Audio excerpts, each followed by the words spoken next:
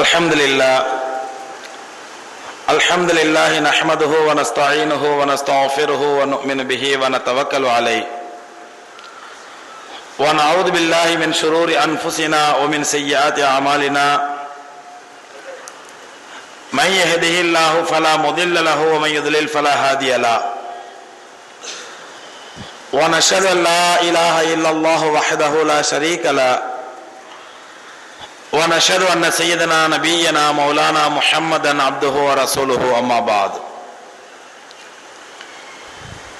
فقد قال الله تعالى في القرآن العظيم والفرقان المجيد فأعوذ بالله من الشيطان الرجيم بسم الله الرحمن الرحيم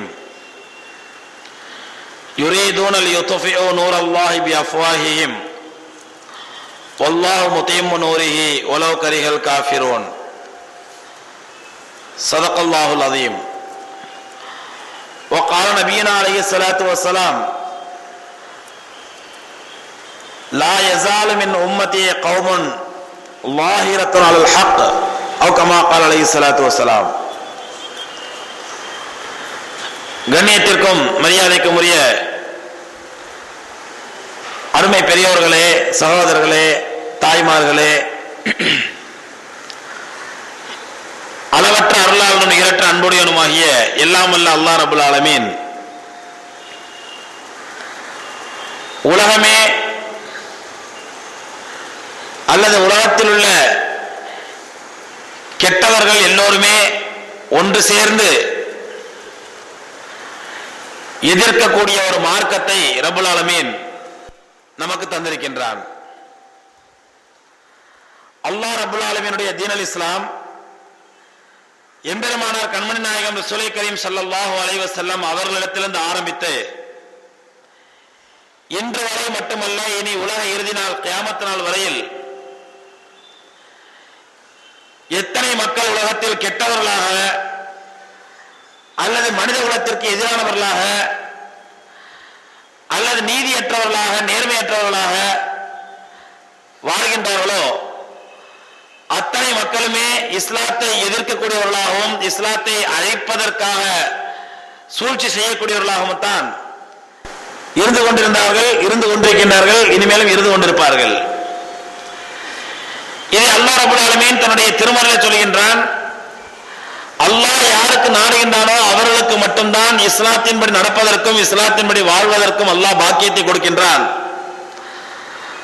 இஸ்லாத்தை ஏற்றுக்கொள்ளக்கூடிய வாய்ப்பை, இஸ்லாத்தை ஏற்றுக்கொள்ளக்கூடிய பாக்கியத்தை அல்லாஹ் ரப்பல் ஆலமீன் யாருடைய அறிவை வைத்தோ அவருடைய செல்வாக்கு செல்வத்தை வைத்தோ அல்லது அவருடைய அதிகாரம் ஆட்சியை வைத்தோ தீர்மானிப்பதில்லை. அல்லாஹ் ரப்பல் ஆலமீன் யாருக்கு இஸ்லாத்தை கொடுக்க வேண்டும் என்று அவனுடைய நல்ல அருளால் அவனுடைய நற்கிருபையால் மட்டுமே அல்லாஹ் நாடுகின்றான். இதை அல்லாஹ்வும் சொல்கின்றான். அல்லாஹ்வுடைய தூதர் ஸல்லல்லாஹு அலைஹி வஸல்லம் அவர்களும் தங்களுடைய பொன்மொழிகளிலே ஹதீஸ்களிலே நமக்கு ஏராளமாக சொல்லித் தருகின்றார்கள். அப்படி இந்த உலகத்தில் வாழக்கூடிய முஸ்லிம்கள் அல்லாஹ்வுடைய அருளுக்கு பாக்கியதை பெற்றவர்களாக, அல்லாஹ்வுடைய கிருபைக்கு சொந்தக்காரர்களானவர்களாக நாம் எல்லாம் அல்லாஹ்வுடைய தீன் இஸ்லாத்தை பின்பற்றக்கூடிய, அல்லாஹ்வுடைய தீன் இஸ்லாத்தின்படி வாழக்கூடிய மக்களாக அல்லாஹ் ரப்பல் ஆலமீன் நம்மை ஆக்கியிருக்கின்றான். ஆனால் எப்படிப்பட்ட சூழ்நிலையில் அல்லாஹ் நம்மை இப்படி முஸ்லிம்களாக வாழ வைத்திருக்கிறார் என்றால், இன்று உலகளாவிய அளவிலே முஸ்லிம்களுக்கு எதிரான அவப்பெயர்கள், துர்பிரச்சாரங்கள், முஸ்லிம்களுக்கு ஏற்படுத்தக்கூடிய பிசிக்கல் டார்ச்சர், மென்டல் டார்ச்சர், மனோரீதியான தொல்லைகள், மனோரீதியான சித்திரவதைகள், அவர்களுக்கு ஏற்படுத்தப்படக்கூடிய உடல் ரீதியான சித்திரவதைகள், அவர்களுக்கு ஏற்படுத்தக்கூடிய அவருடைய பெயருக்கும் அவருடைய புகழுக்கும் அவர்களுடைய நற்பெயருக்கும் பங்கத்தையும் களங்கத்தையும் ஏற்படுத்தக்கூடிய விதத்தில் செய்யப்படுகின்ற அவதூறு பிரச்சாரங்கள், இவை அனைத்தையும் தாண்டி இன்று உலகம் இஸ்லாத்தை நோக்கி வேகமாக முன்னேறி கொண்டிருக்கின்றது. உலக மக்கள் நாளுக்கு நாள் இஸ்லாத்தை நோக்கி வந்து கொண்டிருக்கிறார்கள் என்றால் இது முழுக்க முழுக்க அல்லாஹ்வுடைய கிருபையும் அல்லாஹ்வுடைய அருளும் தானே தவிர வேற எதுவும் காரணம் அல்ல. நான் அடிக்கடி சொல்வதுண்டு, இந்த உலகத்திலே இன்று தினந்தோறும் லட்சக்கணக்கான மக்கள், ஆயிரக்கணக்கான மக்கள் உலகத்தின் பல்வேறு பகுதிகளிலே இஸ்லாத்தை அறிந்து, இஸ்லாத்தினுடைய கொள்கைகளை புரிந்து, இஸ்லாத்தினுடைய தாற்பயங்களை விளங்கி, இஸ்லாத்தினுடைய அந்த அழகை ருசித்து சுவைத்து இஸ்லாத்தை நோக்கி வருகிறார்கள் என்றால் அவர்கள் நிச்சயமாக முஸ்லிம்களுடைய செயல்பாட்டை பார்த்தல்ல, முஸ்லிம்களுடைய செல்வத்தை பார்த்தல்ல, முஸ்லிம்களுடைய மற்ற இன்ன பிற அவர்களுடைய திறமைகளை பார்த்தல்ல, முழுக்க முழுக்க மார்க்கத்தினுடைய அதி அற்புதங்களை பார்க்கின்றார்கள், அதனுடைய அற்புதமான கொள்கைகளை உணர்கின்றார்கள். எல்லாவற்றுக்கும் மேலாக அல்லாஹ் தன்னுடைய அருளால் அவர்களுக்கு ஹிதாயத்தை இஸ்லாத்தை வழங்குகின்றான். இதுதான் உலகத்தில் நடந்து கொண்டிருக்கின்றது. அதனால்தான் ரப்பல் ஆலமீன் தன்னுடைய திருமறையில் சொல்கின்றான், யுரீதூன லியுத்ஃபிஊ நூரல்லாஹி பிஅஃப்வாஹிஹிம். இந்த இஸ்லாத்தினுடைய எதிரிகள் இஸ்லாத்திற்கு எதிராக செயல்பட்டு இஸ்லாத்தையும் முஸ்லிம்களையும் அழித்துவிட வேண்டும், இந்த உலகத்தில் இஸ்லாம் என்ற ஒரு மார்க்கமே இல்லாமல் ஆக்கிவிட வேண்டும் என்று திட்டமிடக்கூடிய இஸ்லாத்தின் எதிரிகள் யுரீதூன லியுத்ஃபிஊ நூரல்லாஹ், அவர்கள் செய்யக்கூடிய முயற்சி எப்படி என்றால் அல்லாஹ்வுடைய ஜோதியை வாயினால் ஊதி அணைக்க ஆசைப்படுகின்றார்கள். இஸ்லாம் என்பது அல்லாஹ்வுடைய ஜோதி என்றால் அந்த அல்லாஹ்வுடைய ஜோதியை வாயினால் ஊதி அணைக்க ஆசைப்படுகின்றார்கள். வல்லாஹு முத்திம்மு நூரிஹி, ஆனால் அல்லாஹ் ரப்பல் ஆலமீன் அந்த ஜோதியை மேலும் மேலும் பூர்ணப்படுத்தி தீருவான், பூர்த்தியாக்கி தீருவான். அன்பு சகோதரர்களே, எதற்காக சொல்கிறேன் என்றால் உலகளாவிய அளவிலே முஸ்லிம்களுக்கு எதிராக செய்யப்பட்ட அவதூறு பிரச்சாரங்கள், பல அவதூறு பிரச்சாரங்கள் நாளடைவிலே கால அளவிலே அவைகள் மாறிவிட்டன, அழிந்துவிட்டன என்றே சொல்லலாம். முஸ்லிம்கள் எல்லாம் காட்டு மிராண்டிகள் என்று பிரச்சாரம் செய்யப்பட்ட ஒரு காலத்திலே முஸ்லிம்கள் எல்லாம் சுத்தமில்லாதவர்கள், அசுத்தமாகவே இருப்பார்கள், குளிக்க மாட்டார்கள் என்று அவதூறு பிரச்சாரம் செய்தார்கள். அல்லது முஸ்லிம்கள் எல்லாம் எப்ப அவருடைய பொருளாதாரத்திலே நாணயமாக இருக்க மாட்டார்கள், முஸ்லிம்கள் என்றாலே கள்ளக்கடத்தல் செய்யக்கூடியவர்கள், முஸ்லிம்கள் என்றாலே நாட்டுக்கு துரோகம் செய்யக்கூடியவர்கள், முஸ்லிம்கள் என்றாலே வரி அளிக்கக்கூடியவர்கள் என்ற ஒரு அவதூறு பிரச்சாரம் கட்டவிழ்த்து விடப்பட்டது. எல்லா அவதூறு பிரச்சாரங்களும் அழிந்து போய் சமீபத்திலே கட்டவிழ்த்து விடப்பட்ட அவதூறு பிரச்சாரம் என்னவென்றால் முஸ்லிம்கள் எல்லாம் பயங்கரவாதிகள், தீவிரவாதிகள். இஸ்லாமிய பயங்கரவாதத்தை ஆதரிக்கின்றது. ஏனென்றால் தமிழகத்திலே ஒரு பார்ப்பன பத்திரிகை ஆசிரியர் இருக்கின்றார், அரசியல் புரோக்கர் என்று சொல்லலாம், பல பேருக்கு அவர் அரசியல் புரோக்கராக இருக்கிறார். அந்த அரசியல் புரோக்கர் பார்ப்பன பத்திரிகையாளர், அவருக்கு தலைக்கு மேலே ஒண்ணும் கிடையாது, தலைக்கு உள்ளே ஒண்ணும் கிடையாது, ஆனால் தன்னை மிகப்பெரிய அதிமேதாவை நினைத்துக் கொள்வார். அந்த பார்ப்பன பத்திரிகையாளர் சோ ராமசாமி அவரிடத்தில் ஒரு முறை கேள்வி கேட்கப்படுகிறது, முஸ்லிம் இஸ்லாமிய பயங்கரவாதம், இஸ்லாமிய பயங்கரவாதம் என்று உங்களுடைய பத்திரிகையில் எழுதுகின்றீர்களே, இஸ்லாம் எங்கேயும் பயங்கரவாதத்தை ஆதரிக்கவில்லையே, அதே நிருபர்கள் கேட்கிறார்கள், சாதாரண நிருபர்கள். அப்படி என்றால் நீங்கள் விடுதலை புலிகள் செய்யக்கூடிய பயங்கரவாதத்தை தமிழ் பயங்கரவாதம் என்று சொல்வதில்லை, அல்லது கேரளாவிலே மலையாளம் பேசக்கூடிய ஒருவர் தீவிரவாதியாக இருந்தால் அவரை மலையாள தீவிரவாதி என்று சொல்வதில்லை, அல்லது இந்து மதத்தில் ஒரு தீவிரவாதியாக இருந்தால் அவனை இந்து தீவிரவாதி என்று சொல்வதில்லை, ஒரு கிறிஸ்தவ மதத்தில் தீவிரவாதியாக இருந்தால் அவனை கிறிஸ்தவ தீவிரவாதி என்று சொல்வதில்லை. ஆனால் ஒரு தீவிரவாதத்தை செய்யக்கூடியவன் அவனுடைய மொழி சார்ந்தோ அல்லது அவனுடைய மதம் சார்ந்தோ இருந்தால் அவனுடைய மொழியோட மதத்தோடு இணைத்தவன் அந்த தீவிரவாதி என்று சொல்வதில்லை.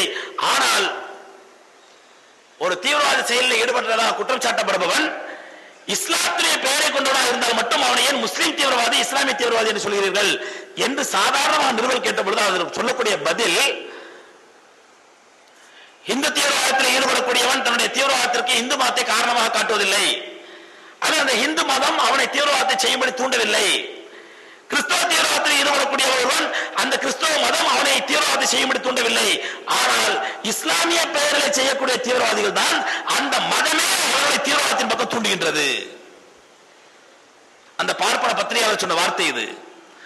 ஆனால் இப்படிப்பட்ட ஒரு அவதூறு பிரச்சாரம், இஸ்லாம் என்பது பயங்கரவாத மார்க்கம், அந்த பயங்கரவாத மார்க்கம் தான் முஸ்லிம்களை தீவிரவாதம் செய்ய தூண்டுகிறது என்ற அவதூறு பிரச்சாரத்தை கட்டவிழ்த்து விட்டார்கள்.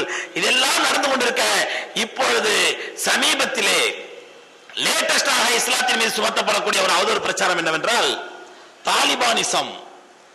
முஸ்லிம்களில் சொல்லப்படக்கூடிய அவதூறு பெயர் தாலிபானிசம். இந்த தாலிபானிசம் என்ற இந்த வார்த்தையை சொன்னவர் யாரோ குப்பனா சுப்பனா அல்லது இந்த பார்ப்பன பத்திரிகையாளரை போட்டு தலைக்கு மேலையும் தலைக்கு உள்ளே ஒண்ணுமில்லாத முட்டாள் பெயர்களோ அல்ல. சொன்னவர்கள் யார் என்றால் சகோதரர்களே, ஆட்சியில் இருப்பவர்களும் அதிகாரத்தில் இருப்பவர்களும். சமீபத்தில் ஒரு சம்பவம் நடந்திருக்கிற மத்திய பிரதேசத்திலே சென்ற வாரம் ஒரு 10ஆம் வகுப்பு படிக்கக்கூடிய மாணவன், முஸ்லிம் மாணவன், மத்திய பிரதேசத்திலே 10ஆம் வகுப்பு படிக்கக்கூடிய முஸ்லிம் மாணவன், அவன் தாடி வைத்துக் கொண்டு பள்ளிக்கூடத்தில் சென்றிருக்கிறான். அந்த பள்ளிக்கூட நிர்வாகம் தாடி வைக்க கூடாது என்று அவனை கண்டித்திருக்கின்றது. அவன் 10ஆம் வகுப்பு படிக்கக்கூடிய இளைஞன். அல்லாஹ் ரப்பல் ஆலமீன் அந்த இளம் பருவம் என்பது பொதுவாக இஸ்லாத்தையும் சரி மற்ற மதங்களையும் சரி ஆன்மீகத்திற்கு சொந்தமில்லாமல் ஆக்கக்கூடிய பருவம் அது. தவறுகளிலும் பாவங்களிலும் அதிகமாக ஈடுபடக்கூடிய பருவம் அது. அந்த 10ஆம் வகுப்பு படிக்கக்கூடிய ஒரு இளம் மாணவன் அவன் பள்ளிக்கூடத்திற்கு தாடியோடு தான் வருவேன் என்று அடம் பிடித்தது மட்டுமின்றி அவன் ஒரு ஸ்போர்ட்ஸிலும் கலந்திருக்கின்றான், ஒரு விளையாட்டுத்திலும் ஏதோ விளையாட்டிலே கலந்திருக்கின்றான். பள்ளிக்கூடத்திற்கு தாடி வைத்துக் கொண்டு வரக்கூடாது என்று சொன்ன பள்ளிக்கூடம் நிர்வாகம் அவன் அந்த கட்டுப்பாட்டை மீறியதினால் அந்த பள்ளிக்கூடத்தினுடைய அந்த கட்டுப்பாட்டை அவன் காட்டில் பறக்க விட்டதினால் ஸ்போர்ட்ஸில் இவன் திறமையாக வந்துவிடக் கூடாது என்று அடுத்த ஒரு கண்டிஷன் போட்டது, நீ தாடி வைத்தால் இந்த விளையாட்டு போட்டியில் கலந்து கொள்ளக்கூடாது என்று. தாடியை மழித்து விட்டு வா, அப்போதான் விளையாட்டு போட்டியில் கலந்து கொள்ள முடியும். தாடிக்கு விளையாட்டுக்கு என்ன சம்பந்தம்? தாடி வைத்தவர்கள் விளையாடுவது இல்லையா? தாடி வைத்தவர்கள் இந்த விளையாட்டுத்துறை முன்னணி பெறுவது இல்லையா? அந்த பள்ளிக்கூடம் இப்படி ஒரு குற்றச்சாட்டை சொன்னவுடன் அந்த 10ஆம் வகுப்பு படிக்கக்கூடிய அந்த இளைஞன் அவன் தயங்கவில்லை, நேரடியாக கோர்ட்டுக்கு சென்று விட்டான், உயர்நீதிமன்றத்திற்கு. உயர்நீதிமன்றத்தில் செல்கின்றான். இனி இந்த பள்ளிக்கூடம் தாடி வைத்துக் கொண்டால் விளையாட்டுத் துறையில் கலந்து கொள்ளக்கூடாது, விளையாட்டு போட்டியில் கலந்து கொள்ளக்கூடாது என்று சொல்கிறது என்று சொன்னவுடன் அங்கே உயர்நீதிமன்றத்தில் இருக்கக்கூடியவர்கள் நீதிபதிகள் எந்த நிலையில் இருப்பார்கள் இருக்கின்றார்கள்? பெரும்பாலும் அந்த வழக்கை விசாரணைக்கு கூட எடுத்துக்கொள்ளவில்லை, அந்த பள்ளிக்கூடத்திற்கு நோட்டீஸ் கூட அனுப்பவில்லை. அந்த உயர்நீதிமன்றம் அந்த வழக்கை, அந்த சிறுவன் தொடுத்த வழக்கை தள்ளுபடி செய்கின்றது. அந்த முஸ்லிம் சிறுவன் அல்லாஹ் அவனுக்கு இன்னும் ஈமான உறுதியாக்குவானாக அயரவில்லை. அந்த முஸ்லிம் சிறுவன், முஸ்லிம் வாலிபன் உச்ச நீதிமன்றத்துக்கு செல்கின்றான். என்னை தாடியை எடுத்து விட்டு, நான் முஸ்லிம் என்பதற்காக தாடியை எடுத்து விட்டு விளையாட்டு போட்டியில் கலந்து கொள்ளப்பட்டு சொல்கிறார்கள். ஆனால் இது என்னுடைய இஸ்லாத்திற்கும் எதிரானது, இந்திய அரசியலமைப்பு சட்டத்திற்கும் எதிரானது, இந்திய இறையாண்மைக்கும் எதிரானது. எந்த ஒரு மதத்தை சார்ந்தவர்களும் அவருடைய மத கலாச்சாரத்தை பின்பற்றுவதற்கு, மத சின்னம் அணிவதற்கு இந்த இந்திய கான்ஸ்டிடியூஷன் என்று சொல்லக்கூடிய இந்திய அரசியல் சாசன சட்டம் முழு உரிமை வழங்கியிருக்கின்றது. இந்திய கான்ஸ்டிடியூஷனுக்கு எதிராக இந்த சொல்லப்படக்கூடிய இந்த நிபந்தனையை உச்ச நீதிமன்றம் களைய வேண்டும் என்று உச்ச நீதிமன்றத்தை நாடுகின்றான். சகோதரர்களே, இந்தியாவினுடைய ஒரு உயர்ந்த நீதிமன்றம், உயர்ந்த நிலையில் இருக்கக்கூடிய ஒரு மன்றம், மக்கள் இன்னும் இந்த நாட்டினுடைய நீதியின் மீது நம்பிக்கை வைத்திருக்கிறார்கள். அதற்கு ஒரே காரணம், இது போன்ற நீதிமன்றங்கள் இருக்கக்கூடிய உச்ச நீதிமன்றத்திலும் உயர் நீதிமன்றத்தில் இருக்கக்கூடிய சில நல்ல நீதிபதிகள் இருப்பதனால்தான் இன்னும் மக்களுக்கு, பாமர மக்களுக்கு நீதியின் மீது நம்பிக்கை இருக்கின்றது. அந்த உச்ச நீதிமன்றத்தினுடைய ஒரு பார்ப்பன நீதிபதி தீர்ப்பளிக்கின்றார், தாடி வைப்பதும் புர்கா போடுவதும் தாலிபானிசம். அந்த தாலிபானிசத்தை இந்தியாவுக்குள் நுழைக்க முயற்சிக்க கூடாது. எவ்வளவு மோசமான வார்த்தை! ஏதோ குப்பனோ சுப்பனோ அல்லது வழக்கு மன்ற தலைவர் சொல்லக்கூடிய வார்த்தை அல்ல இது. இந்தியாவினுடைய உச்ச நீதிமன்றத்தில் ஒரு உயர் பதவியில் இருக்கக்கூடிய ஒரு நீதிபதி, அவரிடத்தில் ஒரு வழக்கு வருகின்றது. அவர் இதற்கு தீர்ப்பு சொல்ல பயப்படுவார்கள். ஒரு கால அளவு நாம் தீர்ப்பு சொன்னால் எங்கே RSS காரர்கள் நம்ம வீட்டையும் தாக்குவார்களோ என்று பயந்து, எப்படி அஜ்மல் கசாபுக்காக ஒரு பெண் வழக்கறிஞர் அவர் நியமிக்கப்படுகின்றார், அவர் வாதாட போகிறார் என்று சொன்ன உடனேயே அஜ்மல் கசாபுக்காக அஞ்சலி என்ற ஒரு பெண்மணியை உச்ச நீதிமன்றம் நியமிக்கின்றது, அவருக்கு வாதாடுவதற்காக. ஏனென்றால் இந்த நாட்டில் எந்த ஒரு கொலை குற்றம் சாட்டப்பட்டதாக இருந்தாலும் அவன் தரப்பு வாதத்தையும் கேட்க வேண்டும் என்ற அடிப்படையில் அந்த பெண்மணி ஒத்துக்கொள்கிறார். இன்னும் வாதாட ஆரம்பிக்கவில்லை. அவர் நியாயமாக வாதாடுவாரா, அநியாயமாக வாதாடுவாரா, இவருக்கு சாதகமாக வாதாடுவாரா, பாதகமாக வாதாடுவாரா, என்ன வாதங்களை எடுத்து வைக்க போகிறார், அவரை காப்பாற்ற போகிறாரா, தூக்கு மேலே அனுப்ப போகிறாரா, ஒன்றும் தெரியாது. அந்த வழக்கை எடுத்துக்கொண்டார் என்ற ஒரே காரணத்திற்காக RSS தீவிரவாதிகள் அந்த பெண் வக்கீலுடைய வீட்டை தாக்குகின்றார்கள். அப்ப என்ன அர்த்தம் இதற்கு? என்ன அர்த்தம்? நாங்களே செஞ்சு போட்டு நாங்க ஒருத்தன் பள்ளிகளாக்கி அவன் நியமிக்க வச்சிருக்கோம், நீ அவனை காப்பாற்றுவதற்காக அவனுடைய வழக்கை எடுப்பதற்காக வந்திருக்கின்றாயா? அதானே பொருள் அதற்கு.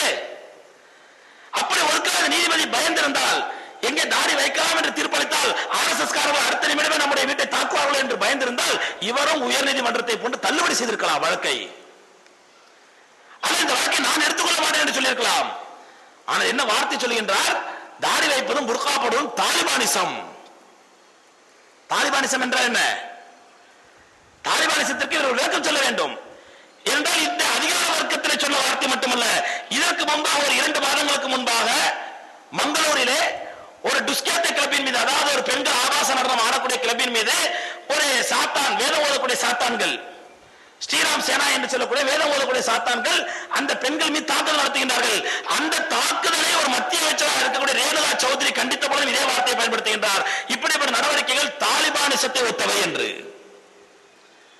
ஆபாசத்தை எதிர்த்து அவர்கள் போராடுகின்றார்கள், அடித்தார்கள், ஒடுத்தால் வேறு விஷயம். அந்த ஆபாசத்தை எதிர்த்து அவர்கள் அடிப்பது என்பது இது தாலிபானிசத்திற்கு ஒப்பானது. தாலிபானிசம் என்றால் என்ன? கார்கிலே எல்லைப்படையிலே எல்லையிலே குளிரையும் பொருட்படுத்தாமல், பணியையும் பொருட்படுத்தாமல் கடுமையான கஷ்டத்திலும் நஷ்டத்திலும் இருந்து தங்களுடைய உயிரை மாய்த்த நம்முடைய நாட்டுடைய வீரர்கள், கார்கில் யுத்தத்திலே உயிரை இழந்த நம்முடைய நாட்டு ஜவான்கள், வீரர்கள், அவர்களுடைய உடலை ஊருக்கு அனுப்புவதற்கு